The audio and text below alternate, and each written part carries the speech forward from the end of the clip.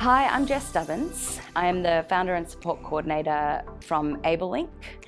I will be speaking about what is support coordination and what makes great support coordination from my experience over the past few years. So a little bit about AbleLink. We're a Melbourne-based organisation and I founded AbleLink in 2017. With no prior business experience, but focused solely on support coordination and hoping to be a really intricate part of scheme success. Today, I think it's important to acknowledge that what I'm sharing is just a little bit of what we have gained along the journey. So, what is support coordination? We see support coordination in 5 phases across the life of a plan. And the first phase, really important, is the translation of a plan to somebody. And so how we help somebody to understand NDIS speak, there's a lot of jargon, there's new language, and even for someone who's really well versed in the NDIS, understanding a plan is really challenging. So helping to translate that into easier language for somebody. Then helping them to interpret the funding that they've received in a plan, that's the naming of the budgets, and really helping them to understand what funding can be utilised on. And then lastly, doing the planning. Understanding what a goal actually means to the participant. Quite often we see quite broad goals, which is necessary in order to sort of touch on a range of funding, but really understanding what a goal means to somebody so that you can effectively help them to plan and connect with supports and services across the life of their plan. So once you've done that, you get into the implementation of a plan and setting up services. So it's about connecting with a range of options for somebody and making them aware of those. And then organising, whether it be referrals or conversations about what particular services may be able to provide somebody, but organising those conversations and meetings. And then the dreaded old service agreements. I think we play a really big role in helping people to understand what these big contracts mean and helping them to work through, again, the jargon and to get service agreements set up, which means that you can then move on with services starting. So ensuring that services are actually up and running. So we may have given somebody a number of options to consider and think about, and that may be having conversations with a range of services to find the best fit for them. And it also may mean that there are wait lists for particular services that people might be interested in engaging with. So helping to reduce bottlenecks and ensuring that we have kept in contact with people who've been given options or chasing up wait lists, big part of our role to keep things moving along. Then checking that services actually commenced. I think for a lot of people who may be switching from funding or receiving funding for the first time, it's quite a daunting thing to engage with a range of new services. So actually checking that services have started, and then following up with everyone involved that they have been able to begin to implement the plan that has been put in place. So then things are up and running. It's really important that we play a role to help somebody monitor the services that they are receiving. And so is somebody satisfied with what they are getting or what they chose to begin? It might be that someone has started an activity or engaged with a service that actually they've decided that they'd like to switch to something new. And that's a great part of the NDIS is somebody can switch at any time to utilise their package the best possible way. So satisfaction of participants and their supports as to how things are running. The quality of services that are being provided. I think we are able to play a good check and balance role to empower people to think about whether or not they're satisfied with the quality of service. So you would hopefully have helped somebody when connecting with services to create a bit of a budget and outline what it is that they could spend within their package, but then helping throughout that monitoring stage to check that they're utilising their budget on track, really. So you may have somebody who hasn't engaged with many services and isn't really spending their funds as best possible, or alternatively is probably using a few too many services and will begin to overspend. So constantly monitoring that budget utilisation is really important. And then lastly, being able to report back to the NDIA on the effectiveness of funds that have been provided to somebody. So we will start with an implementation report at approximately 8 weeks after a plan has been approved or you have engaged with somebody. And that implementation report is really intended to just give an update as to where supports are at, what connections have been made, and things don't need to be all in place. It's just a check as to where things are at the early stage in a plan. Progress reports, we see a varied range of frequency for progress reports throughout the year after implementation. So for some people it may mean that their NDIA has requested that we provide monthly progress reports on how things are going, whereas others may be quarterly, or others may only require implementation report and a plan review report. So that plan review report is incredibly important at the end of the plan to report back on progress, any barriers that have been faced for somebody, and what they would like to plan for in the following year.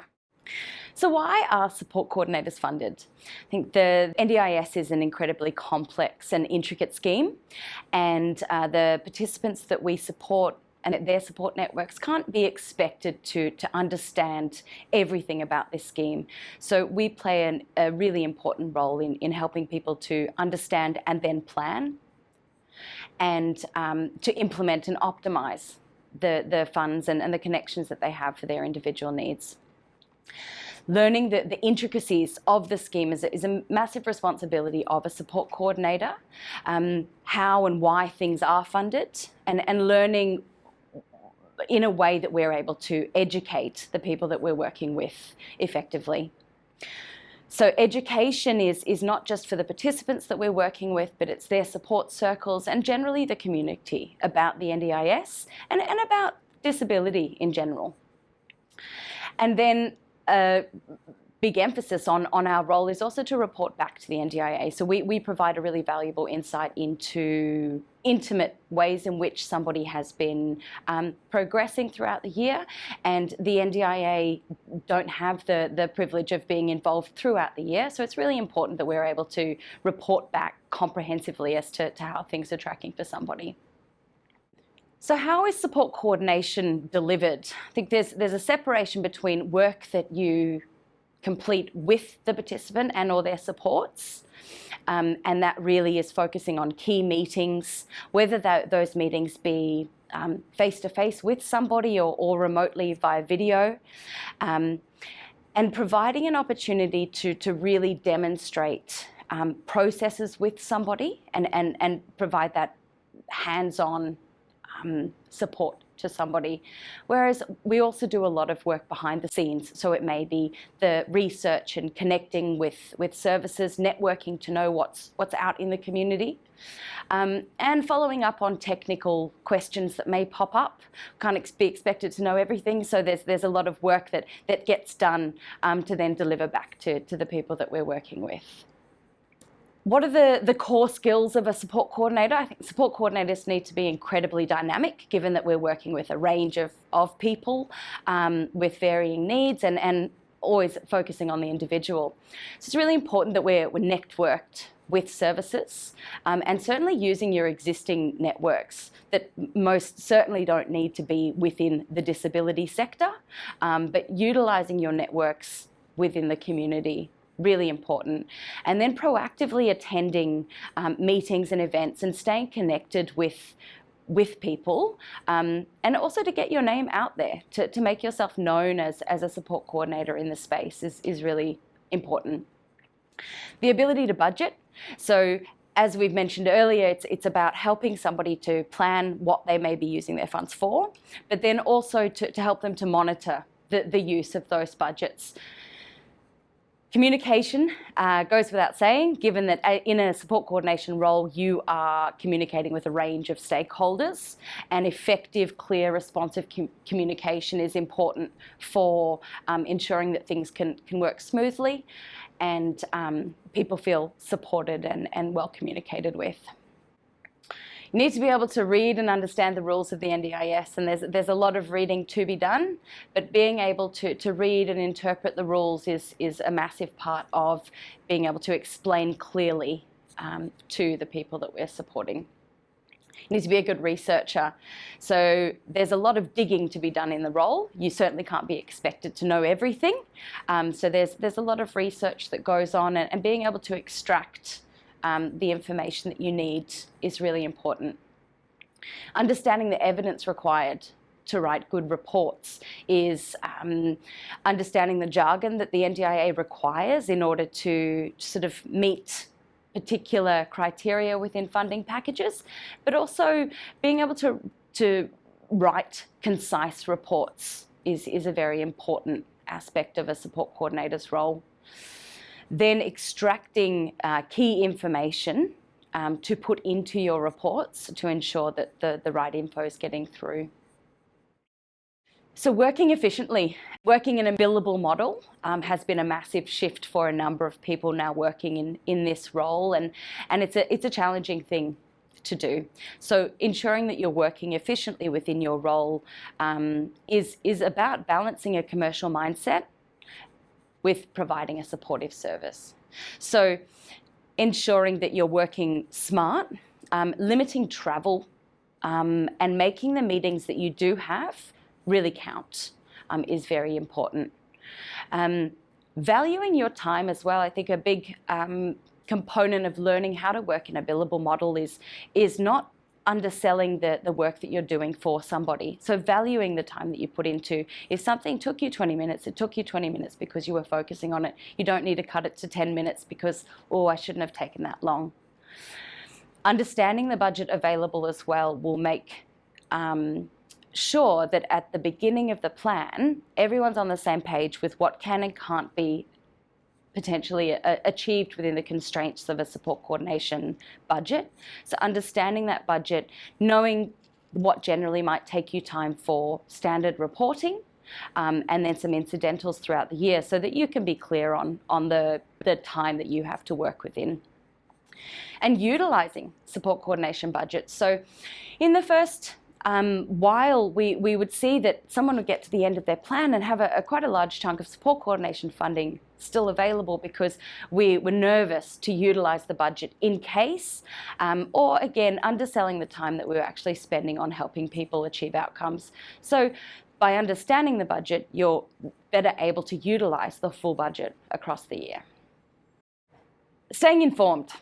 As a part of our role to educate and inform people about the NDIS, we need to ensure that as support coordinators, that we are across the key pieces of legislation and information that has been provided to us in quite an accessible way to ensure that we're able to communicate that to people effectively. So the NDIS Act, particularly Section 34, Reasonable and Necessary, the NDIS Operational Guidelines, which are available on the NDIS website. The price guide is ever changing and it's incredibly important to stay on top of those changes so that we're effectively communicating those changes to people. The Quality and Safeguards Commission, it's really important to stay abreast of the changes as that's a national introduction to the sector. So staying abreast of those changes and how that's developing is a key part of your role. Lastly, the Independent Advisory Council released a paper in 2014, which is a brilliant paper to refer to when you're looking at what would be reasonable for someone with or without a disability at particular life stages. And so I really recommend getting into that document and having a read. It's a really interesting, informative document. Keeping connected. So we talked about networking a little earlier, but there are a number of memberships and mailing lists that you may be connected to, and these are just a few that we have found really valuable. So NDS is, you can be a member, you can also just access some of their resources, but peak body for the disability space. DIA, which is Disability Intermediaries Australia, is a newly formed group and is quite specifically focused on providing support as a peak body to both support coordinators and plan managers who are considered intermediaries. So I would recommend looking at a membership with DIA. And lastly, the Growing Space. So the Growing Space offer a membership for a very reasonable price, and the Growing Space is an organisation in South Australia run by Sam Payor, who has been actively involved in the NDIS since its very inception. She was a part of the Every Australian Counts campaign prior to the NDIS being introduced. If you're not already signed up to DSC, the Disability Services Consulting mailing list, I would very strongly urge you to do that, because they often are hot off the press with any changes to the scheme in a fabulously cynical way.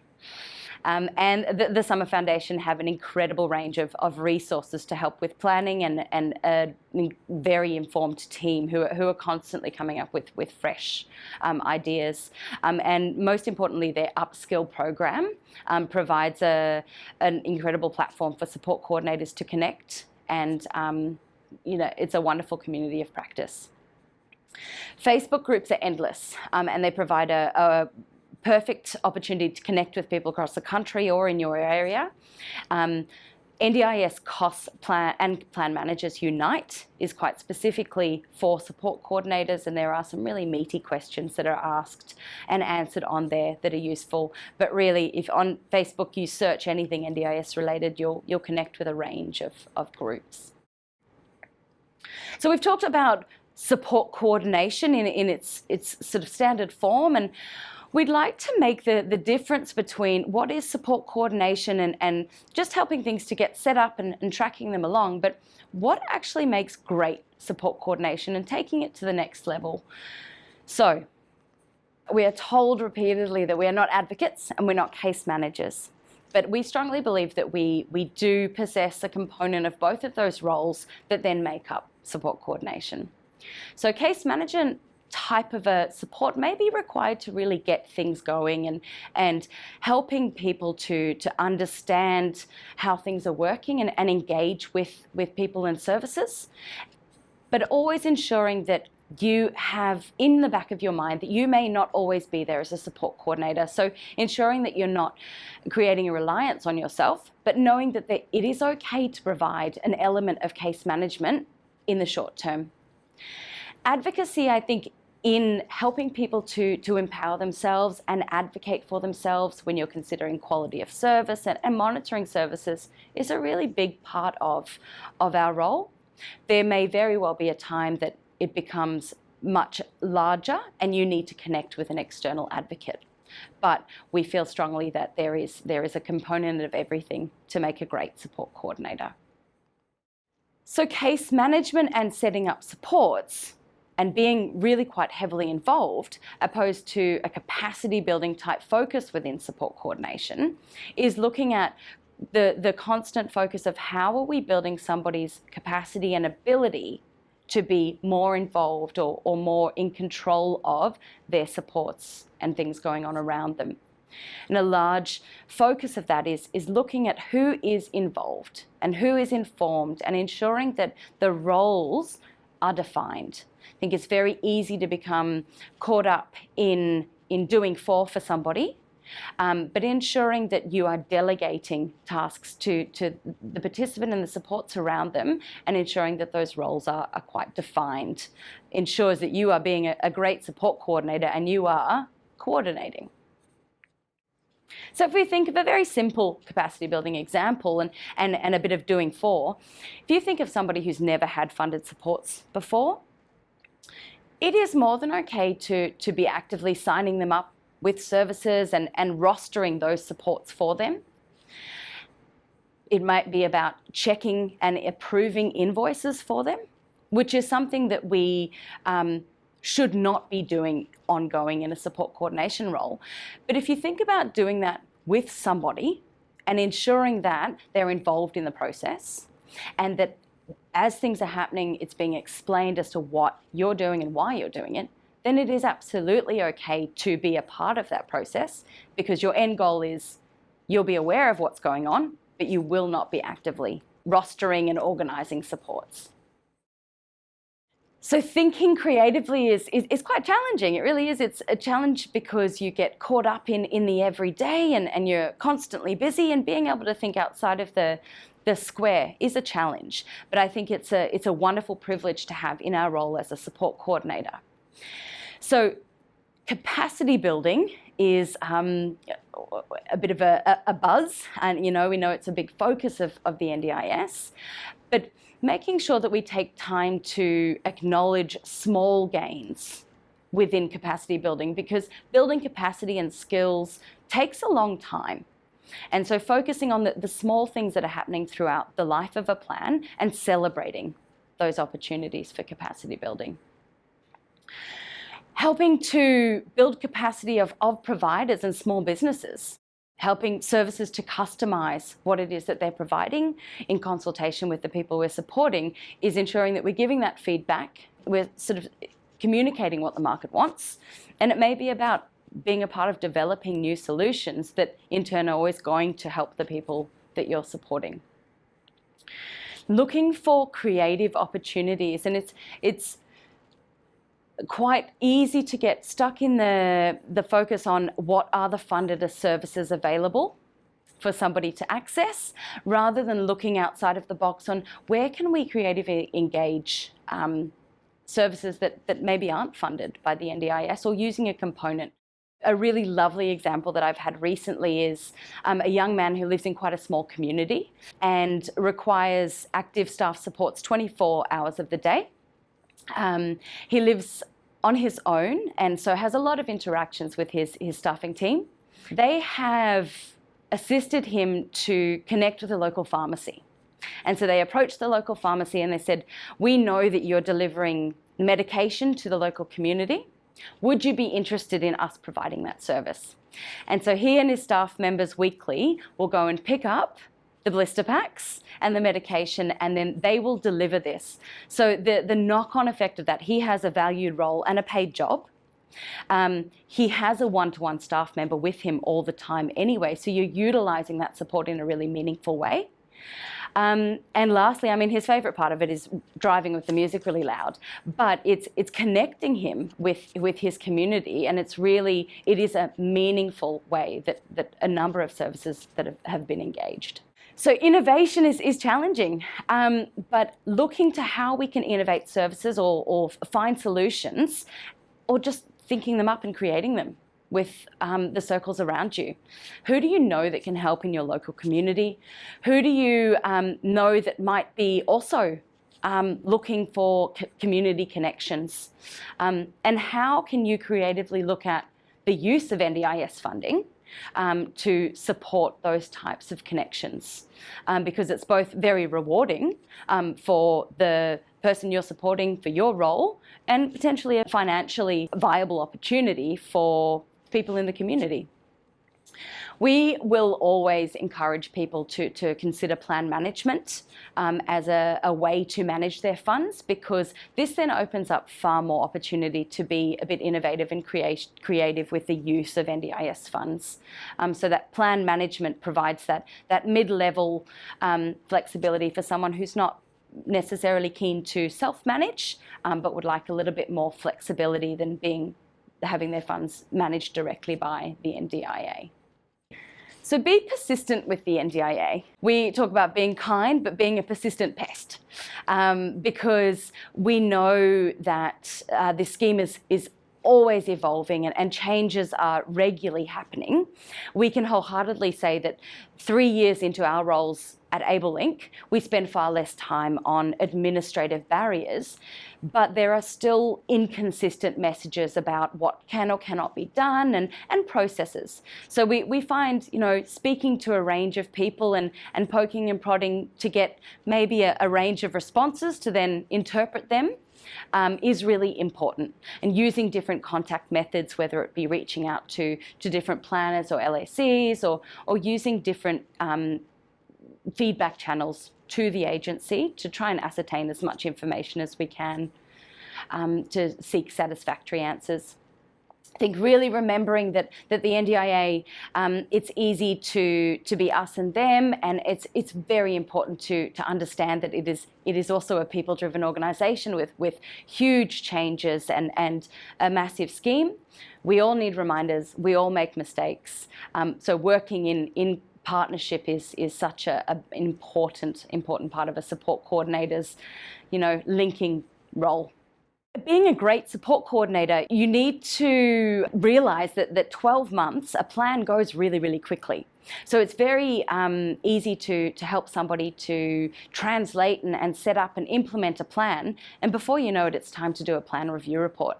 So I think it's important to prioritise what may be possible throughout 12 months and what it is that you are and are not working towards, and that everyone's clear on that, so that you can fit that innovation and the extra good stuff into that 12 months prior to going to plan review.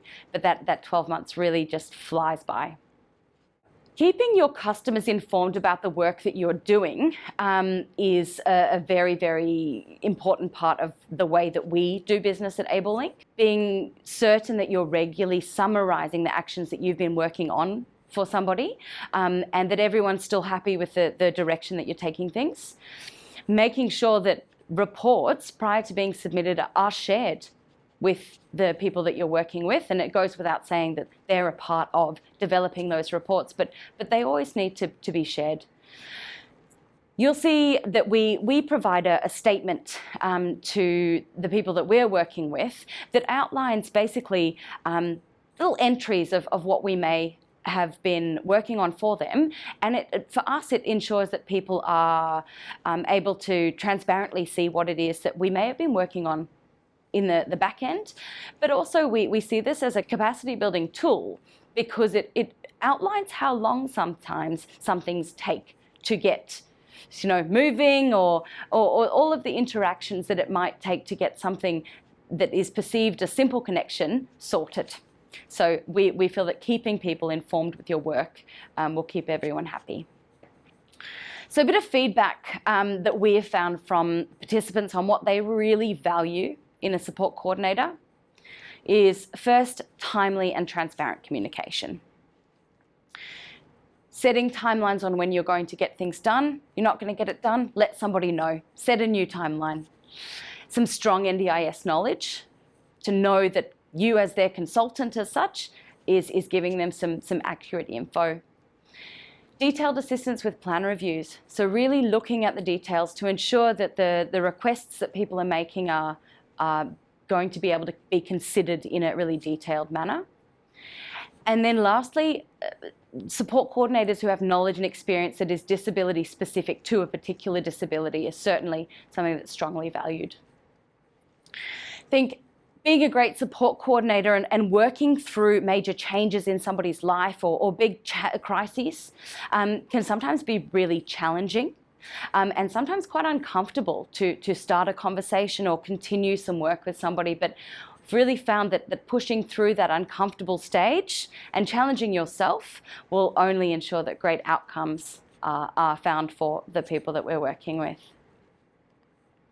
So to wrap it up, communication is key. In the coordination role, you really are the key to communicating with a number of stakeholders, ensuring that happens smoothly, but also communicating really clearly from an education's perspective. Effective and efficient support coordination will ensure that we can stick around and be funded by the scheme and be a really instrumental part of success of the NDIS. Working in a billable model is challenging, but we've certainly found with our team that once it clicks, it clicks. And really making sure that you're valuing your time and what you are billing for will help to take the stress of billables out of your everyday. Keeping informed goes without saying. And lastly, I think it's just a really great privilege to be a part of the design and creation phase, which is both a new scheme, but also at stages throughout people's lives. You can really help to inject some energy and some thoughts into the design and creation of new solutions or new thoughts for somebody. So I'd just like to say a big thank you to the Summer Foundation. We've been working on a project funded through the Department of Health and Human Services, which is the Regional Readiness Fund. So it's been a real pleasure to work with the Summer Foundation, and really thank you for the opportunity on the grant.